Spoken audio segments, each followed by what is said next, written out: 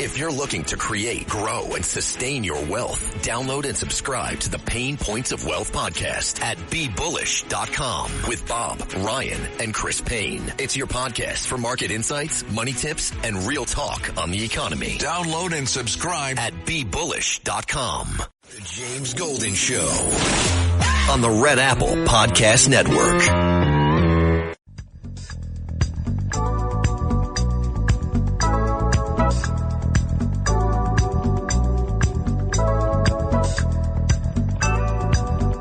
The Supreme Court's ruling on tariffs is deeply disappointing, and I'm ashamed of certain members of the court, absolutely ashamed, for not having the courage to do what's right for our country. I'd like to thank and congratulate Justices Thomas, Alito, and Kavanaugh for their strength and wisdom and love of our country, which is right now very proud of those justices. When you read the dissenting opinions, there's no way that anyone can argue against them. There's no way. Foreign countries that have been ripping us off for years are ecstatic. They're so happy. And they're dancing in the streets, but they won't be dancing for long, that I can assure you. The Democrats on the court are thrilled, but they will automatically vote no. They're an automatic no, just like in Congress. They're an automatic no. They're against anything that makes America strong, healthy, and great again. They also are a, frankly, disgrace to our nation, those justices. They're an automatic no matter how good a case you have. It's a no. You can't knock their loyalty. It's one thing you can do with some of our people. Others think they're being politically correct. Yeah.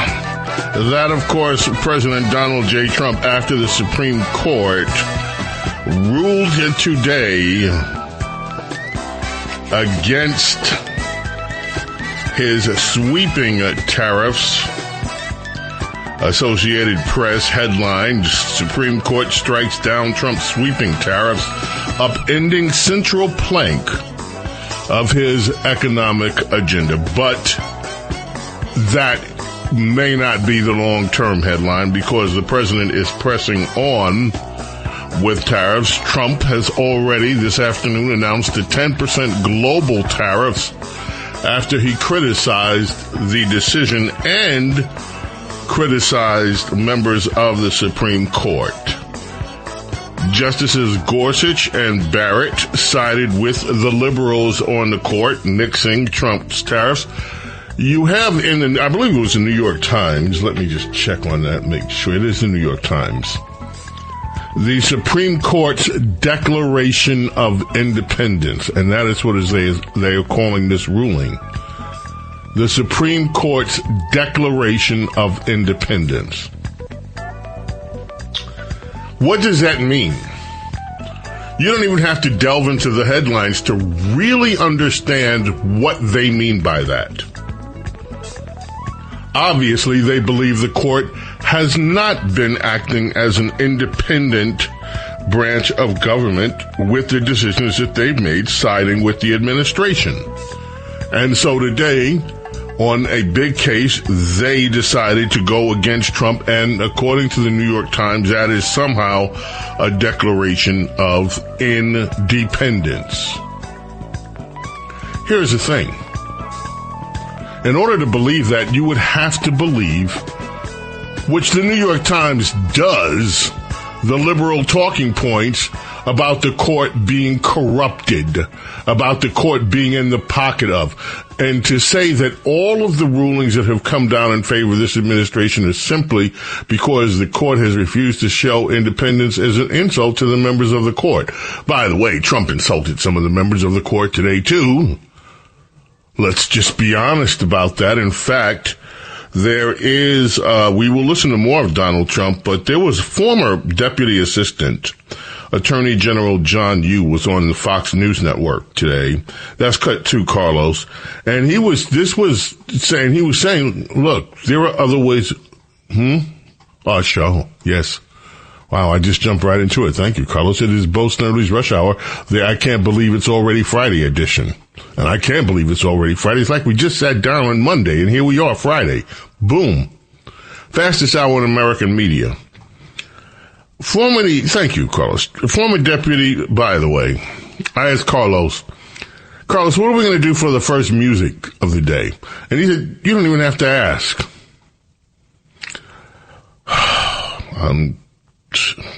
Well, you'll hear it shortly, and you'll know why. The former Deputy Assistant Attorney General John Yoo on Fox News Network today, before the president came out to speak, had this to say. John Yoo. Figuring out a refund process is going to be, right, the mother of all refund tax seasons, and this is going to be a disaster. But that's up for another day. That's up to the lower courts. In terms of the future, I would actually say, Dana, and I teach trade law and international business law for my sins at Berkeley when I don't get to teach the Constitution. When I teach those, I teach the students. Actually, President Trump could turn around tomorrow and start the process of reimposing tariffs. He doesn't need new legislation from Congress. There are a bunch of federal statutes. They go by fancy terms like Super 301 and Section 232. There are a bunch of existing trade laws. In fact, President Trump can use IEEPA itself. Again, the thing the court is saying is that you have to do it in a certain way. You have to use these trade laws to be specific as to a country and what that country is doing. Is that country a national security threat? So, for example, under the IEEPA law itself, the United States has pursued not tariffs, complete embargoes, 100% cutoffs of trade with countries like Iran, Cuba, and North Korea. If President Trump wanted to cut China off entirely, as some people, I think, in his administration would love, he can use the IEEPA statute to do that. And if he wants to impose more fine-tuned tariffs of 10%, 20%, he can use these other trade laws that I've been talking about that are sitting on the books. Cut 18, Carlos. Cut 19. After you heard from former Attorney Deputy Attorney General John Yoo, this is one of the things that President Trump said at his press conference. Although I firmly disagree with the court's holding today, the decision might not substantially constrain a president's ability to order tariffs going forward. That's because numerous other federal statutes, which is so true, authorize the president to impose tariffs and might justify most, if not all, of the tariffs issued in this case. Even more tariffs, actually. Not backing down. He went on, and we'll listen to one more from Donald Trump, and then we have other things to talk about today as well. I can't wait to hear the discussion that we have tomorrow morning. God willing, we're here for the Saturday extravaganza on these tariffs. We'll cut 20. Donald Trump on the ridiculousness, in his view, of the ruling today. To show you how ridiculous the opinion is, however, the court said that I'm not allowed to charge even $1. I can't charge $1. Can't charge $1. I would have used 1 penny, but we don't make the pennies anymore. We save money. Can't charge $1 to any country under IEEPA. Not $1. I assume to protect other countries. This must have been done to protect those other countries. Certainly not the United States of America, which they should be interested in protecting. That's what they're supposed to be protecting.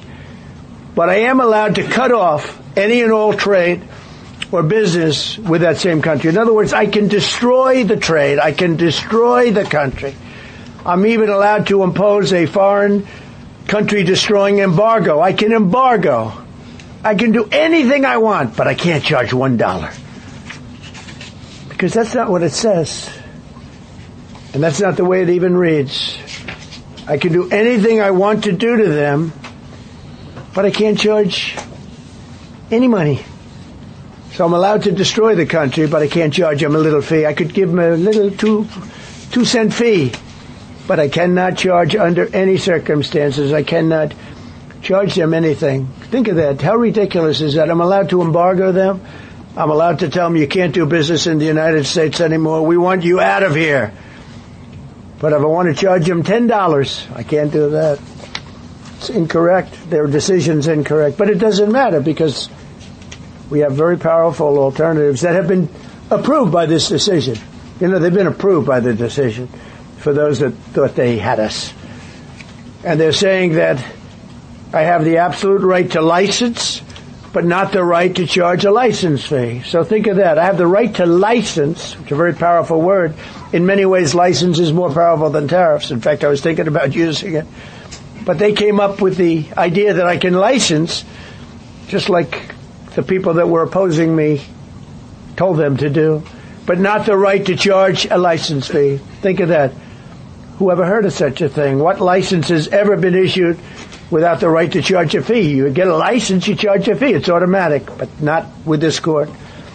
But now the court has given me the unquestioned right to ban all sorts of things from coming into our country, to destroy foreign countries. But a much more powerful right than many people ever thought we even had, but not the right to charge a fee. How crazy is that? Yeah. So look, folks, we're not at the end of this battle, as you might hear. We are beginning a new era of it. Again, Donald Trump announced a 10% global tariff today, and I'm sure his administration is going to be looking at the fine details of all of this and the other laws on the books to determine the policy from here. Some Republicans are happy about this. Rand Paul made a statement. I'm searching for it now. I may not find it, but he made a statement in support of the Supreme Court ruling, as did the Mitt Romney replacement out in Utah. This guy, Curtis. Wish you almost had Mitt Romney back. This guy, John Curtis, out of Utah. You folks in Utah, I don't get you. I don't understand these types. So, and of course, Rand Paul was against the Curtis.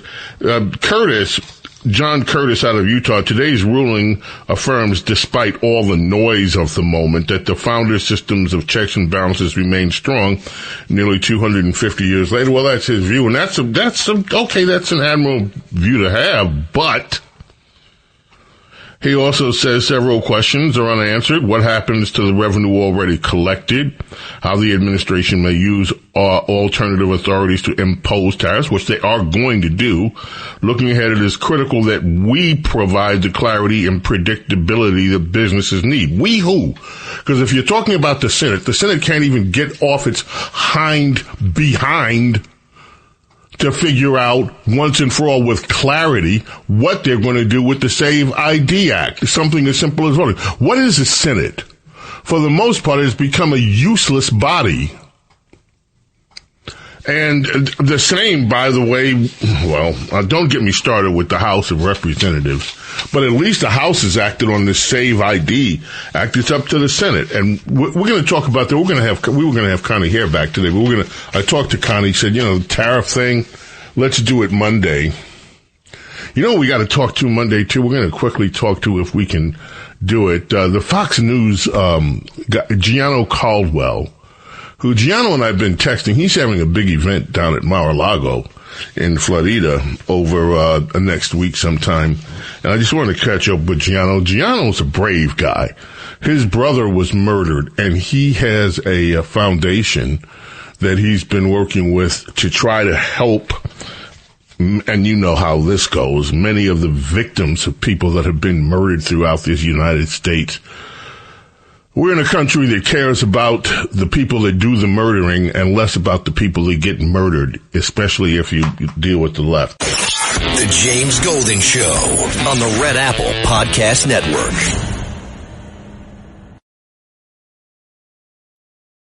The James Golding Show. Entertaining and informative on the Red Apple Podcast Network. I'm Donnie. This guy's been mayor of New York City for 1 month. Okay. What he promised was a free bus for everybody, grocery stores run by the government for, poor people to get food, which is a good thing, I think. And that rent was going to go down. Those are like the big three things he promised everybody. So today he's got his first meeting with the city about the budget. And what he says is, I'm raising property taxes on everybody by 10%. Okay. Rent's not going to go down, actually. He's draining $1 billion from the rainy day fund, which I don't even know what that is, but it doesn't sound good. And none of the free stuff that he promised is actually happening. Wow, yes, indeed, ladies and gentlemen. It's going to snow up there in New York. You know, so far about 20 homeless people have been left frozen to death outside in the cold wave. And all of a sudden, Mondami's caring about the homeless. Supposedly, he's going to start doing what should have been done from day one, making sure homeless encampments were down and all the rest of it. And it's supposed to snow in New York. And it's supposed to snow along the Northeast Corridor.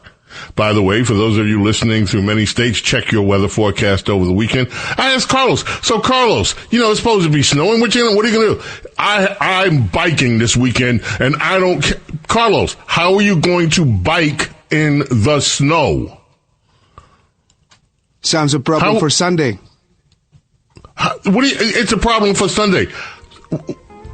How? I've never heard of anybody biking in the snow, Carlos. When the time comes, we're going to figure it out. Well, stay warm, whatever you do. All right, my friends, we have more. I said to you, people in Southeast, do you remember me, Carlos, talking about Cambria Heights? Yeah, they're protesting in Cambria Heights, New York, Mondami, and other stuff. So don't go away. Stay where you are. The James Golden Show on the Red Apple Podcast Network. The James Golden Show. Entertaining and informative on the Red Apple Podcast Network. James Golden Snerdley. I spoke about Cambria Heights. And we have another one from Latina, but we've been giving Latina so much play. The activists out there in Queens. Let's just play what's going on in Cambria Heights today. I'll hold on to Latina for tomorrow. I'll play this again tomorrow and play Latina's reaction to it because I want to move on to some other stories here. Cambria Heights residents. Folks, I said earlier this week that, and you heard me, I said, you know what, this is going to affect Southeast Queens neighborhoods like Springfield Gardens, St. Albans, Cambria Heights, all of it. These Mondami tax hikes, they're going to drive people out of their homes in these neighborhoods. And some of these are hardworking where you have hardworking residents. Many, especially in Cambria Heights, came from the Caribbean. They're going to be driven out of their homes. This is going to affect everybody. This is going to affect people all the way through New York City, not just Queens. But I was surprised to see that residents in Cambria Heights are totally aware of what's happening. There was an outdoor protest in Cambria Heights. This is a little bit of what it sounded like. The mayor, with the greatest respect, in every campaign speech, in every debate where you engage, we opened our ears to listen. Now today, accept the words echoing from us now. Do your job as mayor and leave our taxes out. Having only two options. You're saying if we don't tax the rich, then I gotta increase property taxes. We are not a pawn in Southeast Queens. We are not part of your negotiation tactics. Zoran Mondani, you are out your mind. A little bit upset. These folks voted for, I got a text from Debbie.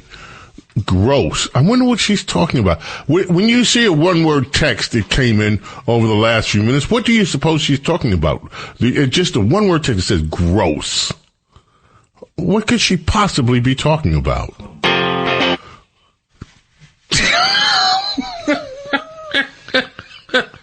You think that's what she's talking about?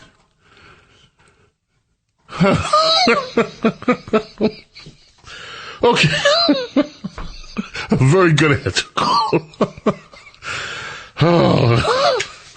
Okay. So, I tell you what I want to do today. Look, strange things happen in Ohio.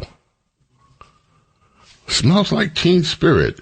I'll tell you what we'll do. Let's take a quick trip around America, especially in places in America. Let's stop. We're going to take a little road trip, folks. We're going to go to Maryland. We're going to go to Charleston, North Carolina. We're going to go to Raleigh, North Carolina. We're going to go to Louisiana. We're going to go to Chicago. And if we have time, we're going to stop off in Oakland.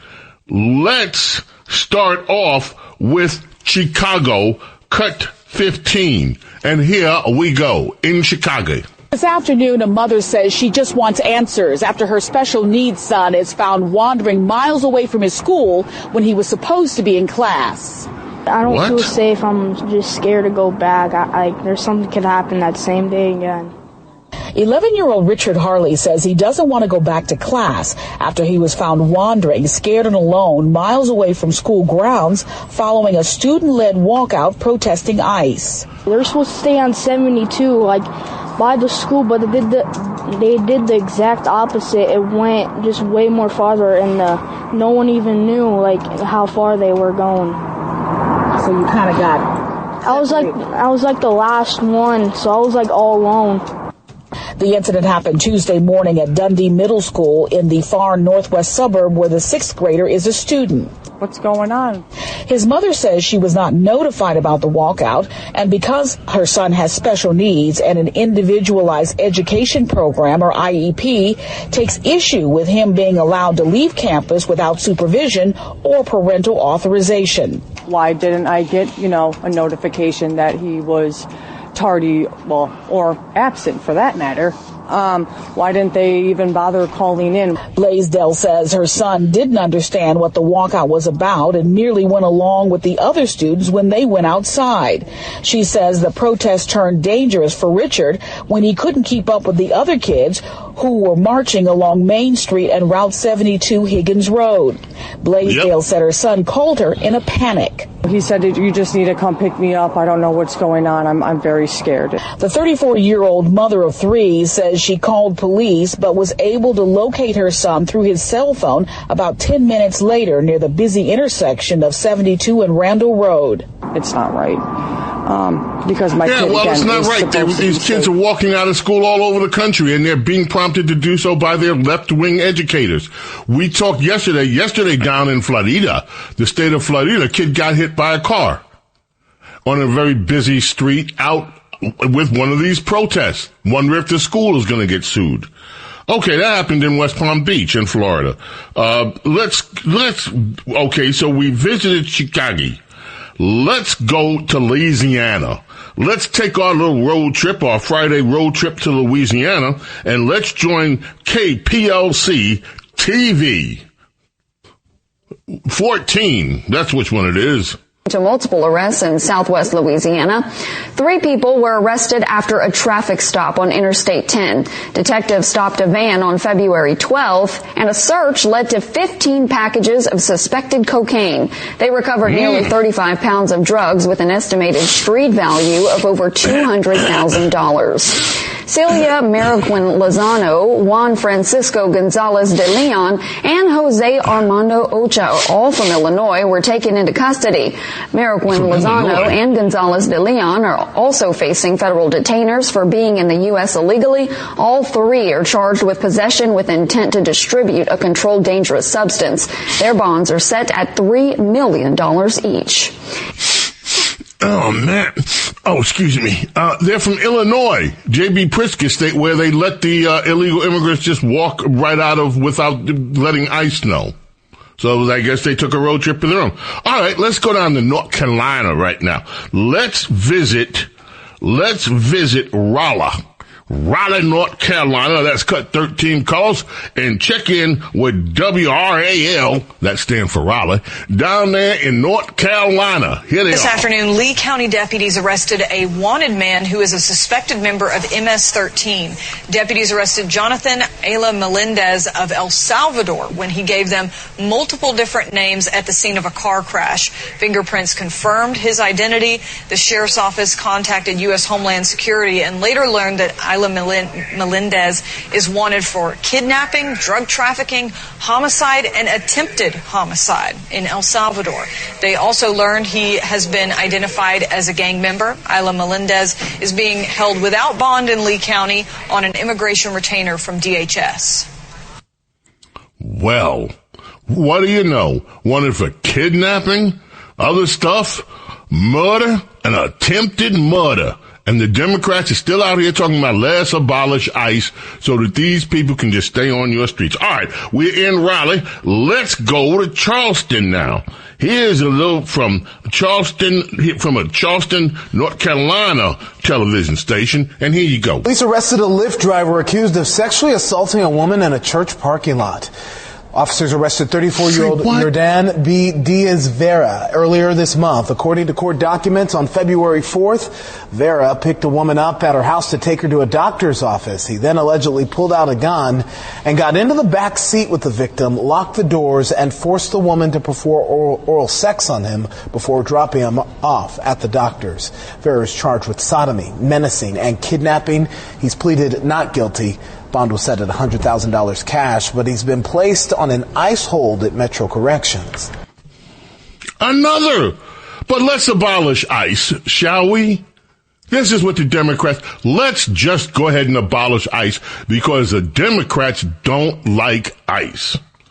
Now, in Maryland, the governor of Maryland, who wants to be president one day, Westmore, he signed legislation so that Maryland can stop cooperating with ICE. The sheriffs of 9 counties in Maryland are not happy about it. So let's take our road trip to WBLT TV in Maryland. The abolishment of the 287G program is not the abolishment of ICE. They're going nowhere. Sheriffs. In fact, they're going to intensify their effort. We warned them this was going to happen, and it's going to happen. A warning on Wednesday issued by sheriffs from the 9 Maryland counties forced to end active partnerships with ICE under a new state law. It is the biggest betrayal to law enforcement and public safety that I have ever seen. There will be people missed. And that is my concern. There'll be people missed and who will be re-released into our communities who pose a threat. The legislation signed by the governor Tuesday abolishes 287G agreements with ICE. Mark my word, you will see a dramatic increase in the presence of ICE in this state. The Carroll County Sheriff told us that he... Yep, he's mad. They all mad. Now, before we get out of here, let's, on our road trip, head out for a minute to Minnesota. Minnesota. We had a Congress. You didn't know they had any Republicans elected there. This Republican, his name is Walter Hudson. He's a state representative out there in Minnesota. He sent the Democrats out there into a meltdown, let me tell you. They went into a complete meltdown. Well, why'd they go into a meltdown, James? You might be asking. Well, Bo gonna tell you. I'll tell you why. In fact, no, he gonna tell you why the Democrats went into a meltdown in Minnesota. Cutting in. They come to our state. It's an invasion. It's an occupation. People are being kidnapped, not detained, not arrested, kidnapped. Rhetoric like that. And the stance that your party has taken from top to bottom, from Governor Walz all the way down, that there is no legitimacy to federal authority is nothing less than insurrectionist rhetoric. And that is why, take your moment, I got mine. Take your moment to digest that. Look it up. The number of lawyers that are laughing at me right now. Do you understand how the Supremacy Clause works? Do you understand what insurrection is? It's the undermining of federal authority. January 6th, thank you so much for bringing that up. You guys went on and on and on about that for what, 4 years? Yeah, it's still celebrated as a holiday on your side of the aisle. One riot on one day. It's an attack on democracy. You ran an entire election on it.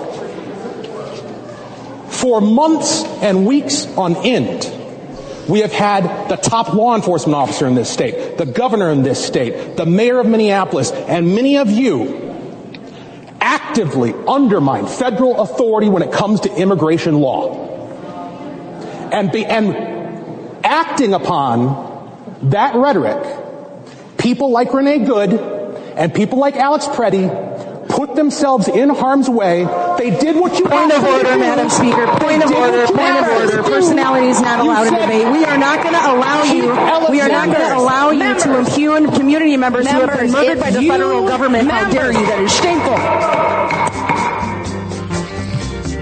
Yeah, sent him into a meltdown. Renee Good and Alex Preddy put themselves in harm's way. That was the one over the top. We are not going to allow this. The James Golden Show on the Red Apple Podcast Network.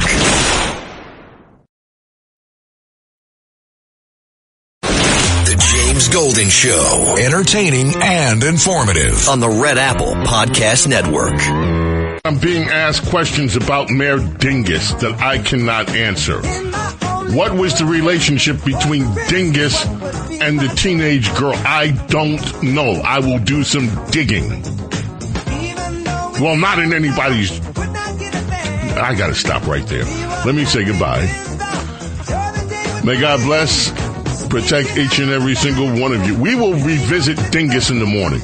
May God bless every single one of you, your families, your loved ones. Love and gratitude for your being here with me, allowing me to be with you. God willing, back tomorrow morning, early. And hope you're here with us. In the meantime, I bid you adieu.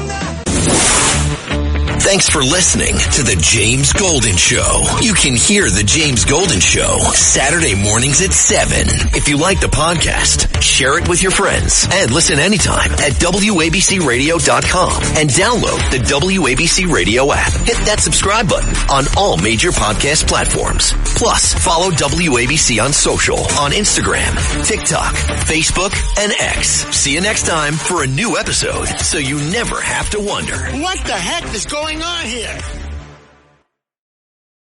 Rural Americans deserve access to the best our nation has to offer, especially when it comes to healthcare. Across every state and every community, America's rural hospitals are the first line of defense, protecting our families, neighbors, and loved ones. No matter where you live, hospital care doesn't clock out. They're there 24 hours a day, 7 days a week, 365 days a year. Each year, America's over 5,000 hospitals care for millions of patients, providing 24/7 emergency care, delivering babies, cancer treatments, and other life-saving care that patients rely on. Behind every one of those patients are doctors, nurses, and caregivers working tirelessly to keep people healthy and safe. Hospitals are our community's lifelines. They employ our neighbors and keep our families' health. But now, some in Congress are threatening access to care. Tell Congress, protect patient care to keep America strong. Don't cut rural health care.